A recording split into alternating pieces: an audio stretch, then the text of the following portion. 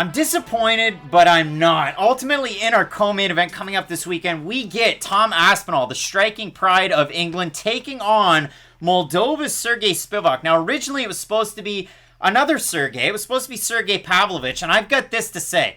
Take the guy to the rankings pool. He hasn't been active. He's hardly fought. He doesn't deserve that number 15 spot, but you know who does? The guy at 14 and the guy at 13 that are fighting in this one. Aspinall at 13 and Spivac at 14. And really, for Sergey Spivac, he's only really struggled against one guy in the UFC, and that was Marcin Tybura. And Matt, if Marcin Tybura is like, what?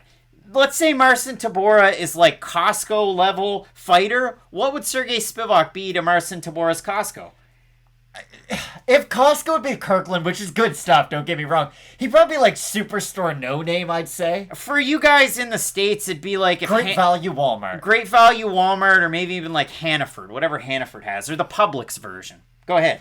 This could be a phenomenal fight, though, because Sergey Spivac is a really interesting fighter. You can't really pin down exactly what he does well, because he is such a well-rounded MMA heavyweight, and that's the really unique thing about the heavyweight division right now. For the longest time, it felt like, okay, we have boxers, we have wrestlers, we have wrestle boxers, and that's pretty much it. Then Fabrice Overdoom, who just kind of like Muay Thai and Jiu-Jitsu, but other than that, we just saw a lot of wrestle boxers, and now we're getting all of a sudden this kind of new influence of heavyweights who can just do everything, and I'm also going to include Tom Aspinall in that category, because Sergey Spivac, he can fight on the outside, he's got decent boxing, he's got good volume for the heavyweight division, a great wrestler with good jiu-jitsu as well, and then look at Tom Aspinall, he's got phenomenal boxing, I'd argue some of the best in the division, but he's also a Brazilian jiu-jitsu black belt on the mat. These are two guys who just kind of represent this new wave of MMA heavyweights, and the other thing too is, these are guys in their 20s in the heavyweight division. We don't see this ever. Most of the guys in the heavyweight division, at least near the top of the rankings, are 36 to like 41. They're like Nelson Cruz almost. You get better with age.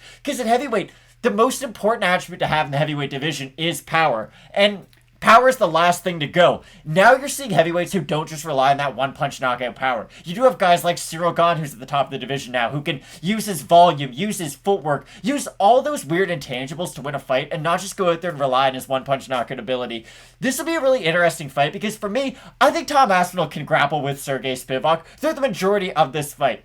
If Sergey Spivac, though, can get top position on Tom Aspinall, that's when the fight and that's when the fun really begins. Because Sergey Spivac in that top position is very similar to a Marcin Tybura. He's very, very active just from the second they hit the mat, and he uses his ground and pound to really soften up his opponent and pass guard that way. So if we look at it for Spivac, obviously you can't overlook that flash knockout, that quick fight against Walt Harris. Yeah. And making the comparison, it's like Marcin Tybura's up here, but Sergey Spivac is starting to kind of nip at his heels. And if you look at it, obviously he lost to Harris. He beats Tai Tuivasa. Well, how does he does it? How does he does it? He takes him down, he softens him up, and he submits him. He takes on Carlos Felipe. Well, Felipe's all the hotness right now of an unranked heavyweight fighter. What does Sergey Spivac do? I'm not playing your game. I'm going to take you down. I'm going to fiddle around. That sounded terrible. That did. He knocks out Jared Vandera, who I would argue is a very much 2008, 2009 heavyweight. And then he takes on Alexei Oleinik, and I know he beat him by decision. You might go, well, geez, Alexei's old. Sergey Spivac looked great in that fight, and he beat Oleinik in positions that you'd think Oleinik would have capitalized on. Positions where Oleinik was able to out-grapple with Derek Lewis until he had that just-get-up attitude. So for Spivac, great record. Great body of work in the UFC. I absolutely love it. For Tom Aspinall, was not getting ready for a Sergey Spivac type. He was getting ready for Pavlovich, who is going to walk in there, look like a Greek god. He's built like a brick shithouse. He's a giant guy that's bodied up, and he throws a lot of power punches, and he shouldn't be ranked in the UFC because of the tweet that I brought up earlier. But if you look at it for Aspinall, a wild run so far in the UFC. Knocks out Jake Collier quickly, knocks out Alain Badeau quickly, and then he fights Andrei Arlovsky. Arlovsky was able to land some nice shots in the first round where Aspinall kind of ate them and he did his like no-sell, like his, and then he gets right to business. The thing that a lot of people were kind of like down on is the fact that Aspinall, what does he do well? Well, at the start of his MMA career, he had a little bit of boxing experience. He had a lot of jiu-jitsu experience because at Team Cowbon, his dad's a jiu-jitsu coach in the background. Tom Aspinall's a jiu-jitsu coach in the background. Nobody talks about it because boxing's so good. Why is it so good? Well, as we're taping this, and this is going to be old news when it comes out, but you've got Tommy Fury, Huey Fury, and then really, well, you've got John Fury. Papa Fury, who didn't really have the greatest record at 8-4. But Matt, who's the greatest of the Furies? Huey Fury. Huey Fury's the greatest Fury? No, Tyson Fury's the greatest Tyson Fury's the greatest Fury, and for Tom Aspinall, he was that body in the ring to get Tyson Fury ready, and that's how Aspinall's boxing got so much better, and we see that in his MMA fights. Light on the balls of his feet for a guy that's 6'5" and not even 265. He weighs in around 244, 245. Light on the balls of his feet. Hands nice and up. He has quick enough hips where he can defend takedowns if he needs to, and he can usually get back up. But that's a great equalizer. Spivac with the Sambo and Sumo in his back pocket, that's what makes this one tricky. I think Tom Aspinall could have fits against guys like Spivac, like Tybura, guys that are going to wrestle you, like a Curtis Blades and so on and so forth. But Aspinall, the thing that makes him great is, and we saw that in his last fight, you rock a guy like Arlovsky, most people are going to say, let him stand back up. That's like the Emmer Sabatini. Just stand him back up. Don't get into a toe hold position. Just let him stand back up if he's rocked. Aspinall's so confident. He takes him down. He submits him. Nobody really does that against Andre Arlovsky. Tom Aspinall did it.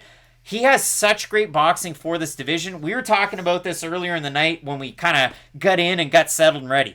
I think Tom Aspinall gives Stipe Miocic a tough fight. That's why I edge him in a fight like this. He is a big favorite. He opened minus 300. He's minus 281 right now. There's only 3 or 4 sites that have odds because his fight was just announced. And for Spivac, he came in a plus 240. He's a plus 231 underdog. The total Tapology votes, not really close, 266 votes. 87% Aspinall, 77% have him to win by knockout for the 13% that have Spivac, 54% by decision, and then they're split up between knockout and submission pretty evenly. I love the fight. But I think Aspinall's that guy here in this division right now. Yeah, I think Tom Aspinall should be fighting guys like Cyril Gane, Stipe Miocic, Derek Lewis. Like, even Jairzinho Rosenstrike could be a phenomenal fight. Like, Alexander Volkov. I'm just naming everybody in the heavyweight division right now. But you get the idea. He should be fighting the elite fighters of this weight division. This is what I will say, though. The big X factor that Tom Aspinall has in this fight, and the big thing that separates him from Sergey Spivac, isn't just the BJJ black belt. It's hand speed. Sergey Spivac isn't a bad striker, but he's not a fast striker by any means. He looks like he's throwing punches in a swimming pool when he does move forward with his combinations, and I think Tom Aspinall's going to light him up on the feet with his hand speed, because when Sergey Spivac is slow at re-chambering his strikes, that's when Tom Aspinall's going to find the holes in his game, and I think Tom Aspinall has the hand speed of a guy like Walt Harris, and I think he'll be able to land similar shots that Walt Harris was able to. For Fight Night Picks fans, it might hurt because we've been on Sergey Spivac for a very long time, but we got to go with Tom Aspinall in this one. Let us know down below in the comments section. Are you going with Team Cowbond's own Aspinall, or are you going with Volkov's training partner in Sergey Spivac? Let us know on that one. Big time main event coming up. Derek Brunson taking on Darren Till. I can't wait for it, so keep it locked in with Fight Night Picks, as we always say. Let's get into it.